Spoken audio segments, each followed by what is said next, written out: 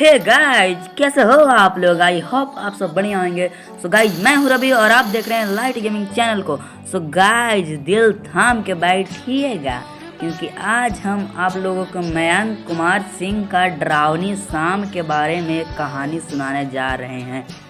तो गाइज, कहानी बहुत ही मज़ेदार होने वाला है। सो गाइज, देखते रहिए, आप लोग कहानी को सुनिए और लाइक और सब्सक्राइब करना ना भूलें।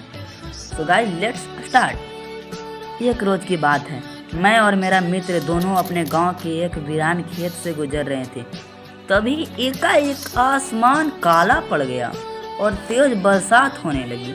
हम दोनों खुद को बचाने के लिए एक पीपल के वृक्ष के सामने जाकर खड़े हो गए, बिल्कुल उससे चिपक कर, ताकि हम खुद का बचाव कर सकें। तभी ऐसी अप्रिय घटना घटित हुई जिसे सोचकर आज भी मैं सहम सा जाता हूँ। हमारे सामने बिजली की एक तेज चमक के साथ ही जोर की आवाज़ आई और मानो हमारे आँखों के सामने अंधेरा छा गया हो। थोड़ी देर बाद जैसे ही आँख ने थोड़ा धुंधला सा देखना शुरू किया, तभी मेरी नज़र सबसे पहले अपने मित्र पर पड़ी। सबसे पहले मित्र पे। उसके भौएं चढ़ी हुई थी और आँखों में अजीब सा सनक एवं हाथों की दोनों मुट्ठियों कस के बंधी हुई थी। वह मुझे ऐसी नज़रों से देख रहा था मानो मैंने कभी उसकी लुगाई को हड़प लिया हो। वह मेरी तरफ देखकर हंसा जा रहा था और मैं खुद को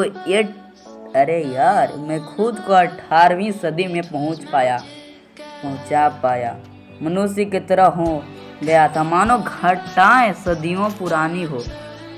बारिश भी कुछ डरावनी सी और पीपल का वृक्ष जवान सा प्रतीत हो रहा था, मानो ऐसा अनुभूति हो रहा था कि सारी घटनाएं किसी डरावनी सी समय की गुफा में बिल्कुल एकांत में मुझे ढकेल रहे हो बेचारा।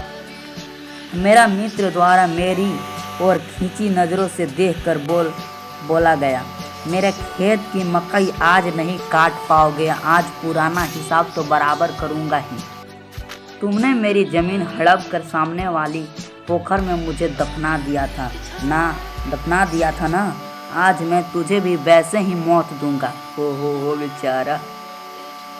उसकी बातों को सुनकर मैं सन्न रह गया। मैं सोचा भला क्या हो गया इसे, यह ऐसा अजीब व्यवहार क्यों कर रहा है। मैंने उसका नाम सोमराजन कहकर पुकारा और बोला थोड़ा हिम्मत करते हुए, पगला गए हो क्या बोले जा रहे हो। उसका स्तर था, आज ही तो होश में आया हूँ। नटराजन, तुम्हारा मौत मेरे ही हाथों की शोभा बढ़ाएगी।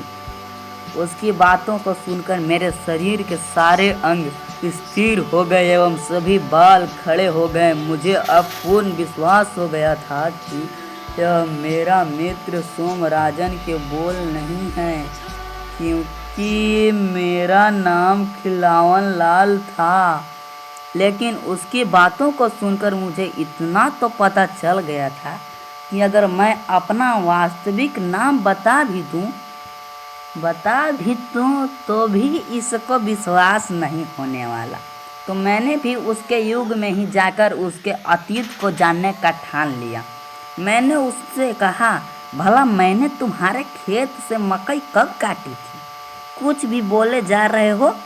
मुझे कहाँ फुर्सत अपनी खेती बाड़ी से जो तुम्हारा जमीन हड़प जाऊं। वैसे भी मुकदमे की 100 रुपये देने की कहाँ औकात मुझे, और मैं वैसे भी कचहरी से दूर ही रहता हूँ। मैं भूमिहीन किसान थोड़ी हूँ। मेरे पास भी 202 बीघा जमीन है जिससे मैं काम चलाऊँ, जीविकोपार्जन आराम से कर लेता हूँ।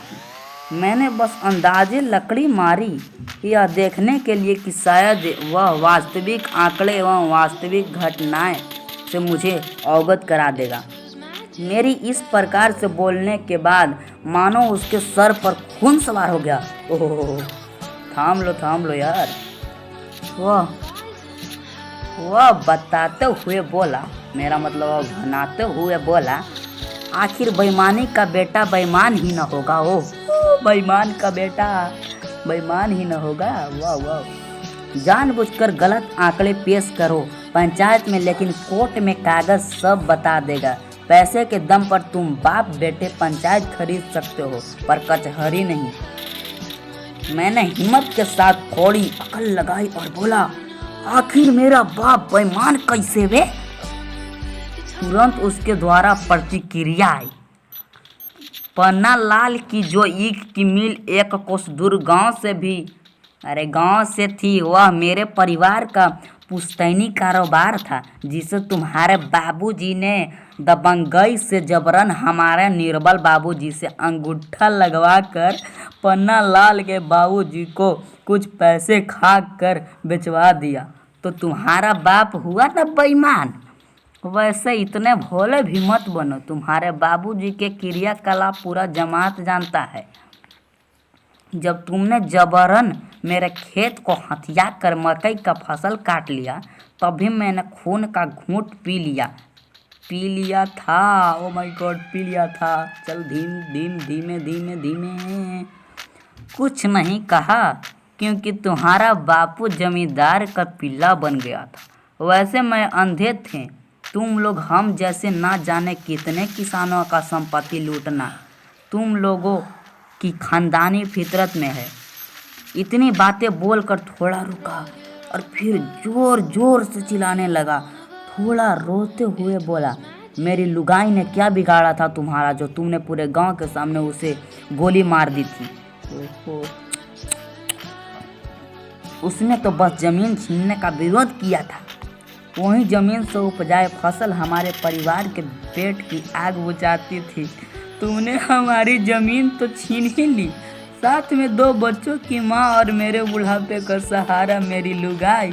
इतना बोलते हुए गुस्से से तमतमाए मेरे तरफ झपटा मारा और मेरे पूरे बदन पर खरोंचे मार दी।